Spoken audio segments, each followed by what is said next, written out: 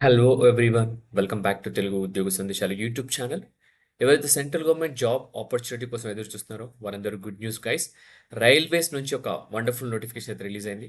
Group B క్యాడర్కి సంబంధించిన vacancies, executive level positions అనమాట. ఎటువంటి ఎక్స్పీరియన్స్ లేకుండా ఆంధ్రప్రదేశ్ తెలంగాణ ప్రతి ఒక్కరు అప్లై చేసుకోవచ్చు అనమాట. సో వీడియోలో క్లియర్ కట్ కంప్లీట్ ఇన్ఫర్మేషన్ అయితే ఎక్స్ప్లెయిన్ చేయబోతున్నాం. నోటిఫికేషన్ సంబంధించి వీడియో స్కిప్ చేయకుండా ఎండ్ వరకు చూడడానికి ట్రై చేయండి. చిన్న రిక్వెస్ట్ గైస్, మీకు కనుక వీడియో నచ్చితే వీడియో లైక్ చేయండి, షేర్ చేయండి. ఇంకా మన ఛానల్ సబ్స్క్రైబ్ చేసుకుని వాళ్ళంటే వెంటనే ఛానల్ని సబ్స్క్రైబ్ చేసుకోండి. దీనికి సంబంధించిన ఎటువంటి లింక్ అయినా కూడా నేను టెలిగ్రామ్ ఛానల్ పేస్ట్ చేస్తాను, అక్కడ నుంచి యాక్సెస్ చేయండి ప్రతి ఒక్కరు. Okay, so without any delay let's jump to the official notification guys. So official notification వచ్చేసి మనకు కొంకణ్ రైల్వే కార్పొరేషన్ లిమిటెడ్ నుంచి రావడం జరిగింది. గవర్నమెంట్ ఆఫ్ ఇండియాకి సంబంధించిన సంస్థ, కేంద్ర ప్రభుత్వానికి. ఈ లింక్ నేను టెలిగ్రామ్ ఛానల్లో పేస్ట్ చేస్తాను. ఇది ఓపెన్ చేస్తే కనుక ఇలా పేజ్ ఓపెన్ అవుతుంది. సో వెంటనే ఈ పేజ్ ఓపెన్ అయిన వెంటనే మనం స్క్రోల్ డౌన్ చేస్తే కనుక మనకు నోటిఫికేషన్ లేటెస్ట్ వచ్చేసి recruitment for the various post in executive categories అని క్లియర్గా మెన్షన్ చేశారు కదా. దీనిపైన క్లిక్ చేస్తే మనకు పీడిఎఫ్ ఫైల్ అనేది ఓపెన్ అవుతుంది. సో దీనిపైన క్లిక్ చేసి పీడిఎఫ్ ఫైల్ అనేది ఓపెన్ చేసి దాని గురించి క్లియర్గా డిస్కస్ చేసుకుందాం. So PDF file already open అయిపోయింది, దాని గురించి డిస్కస్ చేసుకుందాం. సో వచ్చేసినట్టు మనకైతే recruitment various post executive categories అనమాట. ఈ నోటిఫికేషన్ నెంబర్ కూడా ఇవ్వడం జరిగింది. వచ్చేసి మనకు ఈ అప్లికేషన్ వచ్చేసి 11 సెప్టెంబర్ స్టార్ట్ అయిపోతుంది. లాస్ట్ డేట్ వచ్చేసి 30 సెప్టెంబర్ అనమాట. ఆన్లైన్లో అప్లికేషన్ సబ్మిట్ చేసుకోవాల్సి ఉంటుంది. Closing date of online application వచ్చేసి మనకు 21 అక్టోబర్. సో మనకు వచ్చేసి డేట్ ఆఫ్ నోటిఫికేషన్ వచ్చి 11 September. Opening date of online application 30 September. Last date వచ్చి 21 అక్టోబర్ వరకు అవుతుంది, ఇంక్లూడింగ్ పేమెంట్ ఆఫ్ ఫీజు అనమాట. ఇది ఒక గవర్నమెంట్ ఆఫ్ ఇండియాకి సంబంధించిన సంస్థ, Konkan railway corporation of limited అని క్లియర్గా మెన్షన్ చేయడం జరిగింది.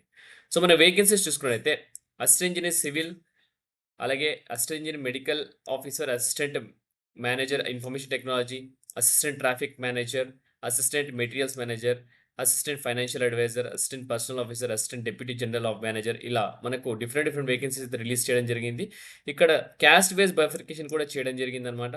టోటల్గా మనకు చూసుకున్నట్టయితే ఇక్కడ ఆల్మోస్ట్ నామినల్ వేకెన్సీసే ఉన్నాయి, బట్ మంచి జాబ్ అని చెప్పుకోవచ్చు, ప్రతి ఒక్కరు అప్లై చేసుకోవచ్చు. ఏజ్ రిలాక్సేషన్కి వెళ్ళిపోతే కనుక మనకు చూసుకున్నట్టయితే మినిమం వచ్చేసి మనకు 18 ఇయర్స్ టు 30 ఇయర్స్ మాక్సిమం అని క్లియర్గా మెన్షన్ చేశారు. As per government of India guidelines ప్రకారం ఏజ్ రిలాక్సేషన్ కూడా ఇవ్వడం జరిగింది. ఎస్సీకి వచ్చేసి మనకు 5 ఇయర్స్, ఎస్టీకి 3 ఇయర్స్. మనకు వచ్చేసి పీడబ్ల్యూడీ క్యాండిడేట్స్కి వచ్చేసి మనకు పీడబ్ల్యూడీ క్యాండిడేట్స్కి ఎలిజిబుల్ అయితే లేదు, బట్ ఎవరైతే ఆల్రెడీ కొంకణ్ రైల్వేస్లో రెగ్యులర్ సర్వీస్ 3 ఇయర్స్ చేశారో వాళ్ళకైతే రిలాక్సేషన్ అయితే ఉందన్నమాట.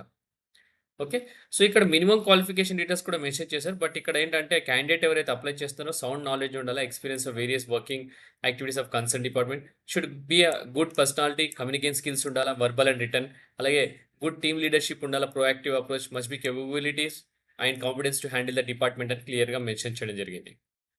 సో నెక్స్ట్ వచ్చేసి మనకు క్వాలిఫికేషన్ డీటెయిల్స్‌లోకి వెళ్ళిపోతే అసిస్టెంట్ ఇంజినియర్ సివిల్‌కి వచ్చేసి మనకు ఏఐసీటీఈ రికగ్నైజ్డ్ బ్యాచిలర్స్ డిగ్రీ ఉంటే సరిపోతుంది. సివిల్ ఇంజినీరింగ్‌లో 60% మార్క్స్ ఉండాలా. Valid graduate aptitude test engineering score ఉండాలి. 2023 గాని, 2024, 2025. ఓకే, కంపల్సరీ ఉండాలన్నమాట గేట్ స్కోర్. అసిస్టెంట్ మెడికల్ ఆఫీసర్‌కి MBBS from MCI or NMC recognised medical college అని క్లియర్‌గా మెన్షన్ చేశారు. అసిస్టెంట్ మేనేజర్ ఇన్ఫర్మేషన్ టెక్నాలజీ కూడా బ్యాచిలర్స్ డిగ్రీ కంప్యూటర్ సైన్స్ ఉండాలా, లేదా information technology with equivalent 60% marks. దాంతోపాటు relevant experience IT such internships or entry level IT position preferred.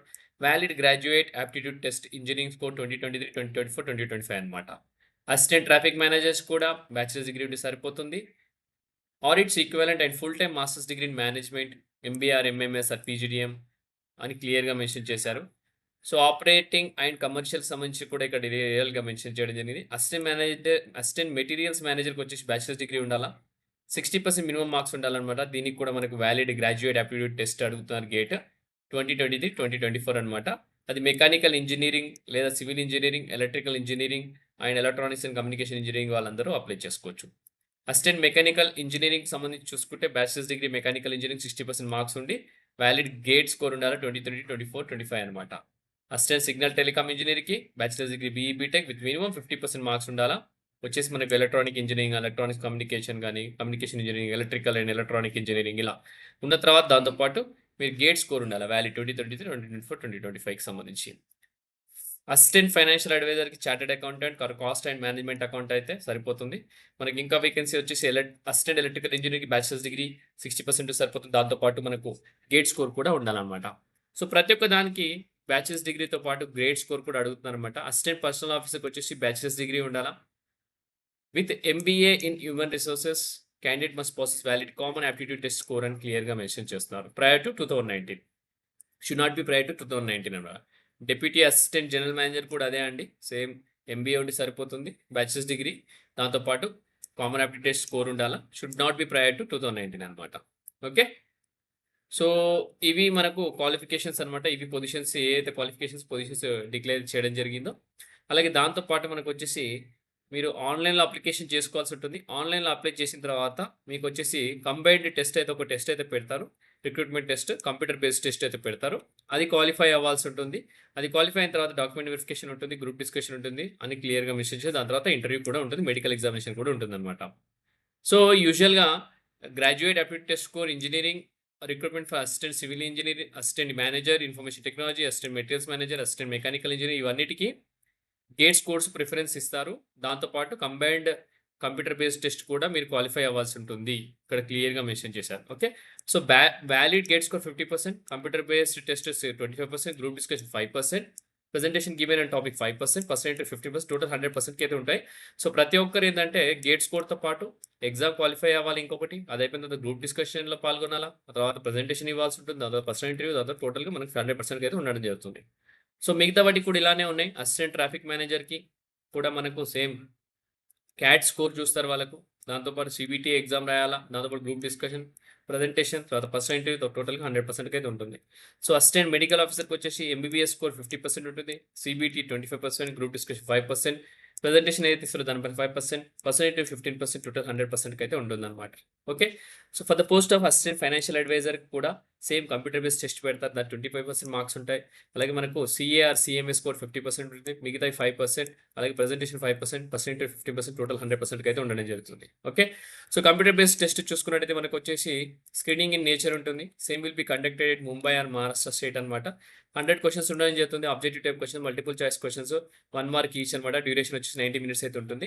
So minimum qualifying marks వచ్చేసి 60% రావాలి ప్రతి ఒక్కరికి. నెగెటివ్ మార్కింగ్ అయితే ఇన్‌కరెక్ట్ ఆన్సర్స్‌కి వచ్చేసి విల్ బి మార్క్ నెగెటివ్‌లీ 1 థర్డ్ అని క్లియర్‌గా మెన్షన్ చేయడం జరిగింది. సిలబస్ కూడా ఇక్కడ ఇచ్చారు. కంప్యూటర్ బేస్డ్ టెస్ట్‌కి ఒకసారి చూసుకోండి ప్రతి ఒక్కరు.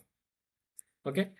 సో మనకు ఆన్సర్ కీ కూడా పెడతారు. ఆబ్జెక్టివ్ అగైన్స్ట్ ఆన్సర్ కీ, ఇక్కడ అబ్జెక్షన్ అగైన్స్ట్ ఆన్సర్ కీ అని క్లియర్‌గా మెన్షన్ చేశారు. 50+ జీఎస్టీ పే చేసి అబ్జెక్షన్ అనేది మీరు పెట్టుకోవచ్చని ఇక్కడ అని అర్థం అది. ఓకే. సో ఎగ్జామినేషన్ ఫీజులోకి వెళ్ళిపోతే గనక prescribed examination fee 1180 rupees pay చేయాల్సి ఉంటుంది. ఇంక్లూడింగ్ జీఎస్టీ అనమాట.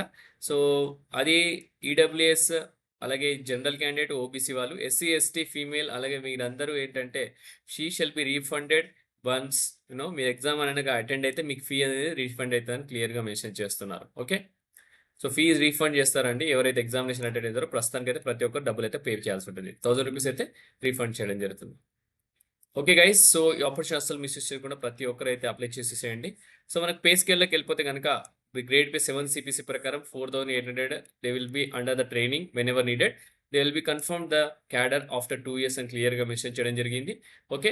సో కన్ఫర్మేషన్ ఎప్పుడొస్తుందంటే మీకు వెరీ గుడ్ గ్రేడ్ వచ్చినప్పుడే కన్ఫర్మేషన్ వస్తుంది. సో 2 ఇయర్స్ అయితే ప్రొబేషన్‌లో ఉంటారు మినిమమ్. వెరీ గుడ్ గ్రేడ్ వచ్చినప్పుడే పర్ఫార్మెన్స్ అనేది కన్ఫర్మేషన్ చేయడం జరుగుతుంది. సూపర్‌యాన్యుయేషన్ 60 ఇయర్స్ వచ్చినప్పుడు సర్వీస్ అగ్రీమెంట్ బాండ్ కూడా ఉందన్నమాట. ఎగ్జిక్యూటివ్ సర్వీస్ అగ్రీమెంట్ వచ్చేసి complete the prescribed training and probation period 2 years thereafter serve the organisation at least 3 years. అంటే టోటల్ 5 ఇయర్స్ మీరు వర్క్ చేయాలి. 5 ఇయర్స్ అయిపోయిన తర్వాత మీరు ఎక్కడైనా వెళ్ళొచ్చు. లేదంటే మీరు వచ్చేసి మీకైతే అగ్రీమెంట్ బాండ్ ప్రకారం వాళ్ళైతే refund entire training and probation cost of lodging, boarding ఇవన్నీ మీ నుంచి రీఫండ్ అయితే చేయించుకోవడానికి క్లియర్‌గా మెన్షన్ చేశారు. సో గైస్ అస్సలు వదిలేదు ఆపర్చునిటీ, మంచి ఆపర్చునిటీ. సో మీ అందరి కోసం అయితే మంచి ఆపర్చునిటీ ఇచ్చాను. సో ప్రతి ఒక్కరు అప్లై చేసేయండి. ఇంతటితో వీడియో ముగిస్తున్నాను. నెక్స్ట్ వీడియోలో ఇంకా మంచి కంటెంట్ మంచి వీడియోతో రావడానికి ట్రై చేస్తాను. Thank you guys. Thank you for watching the video. Have a great day.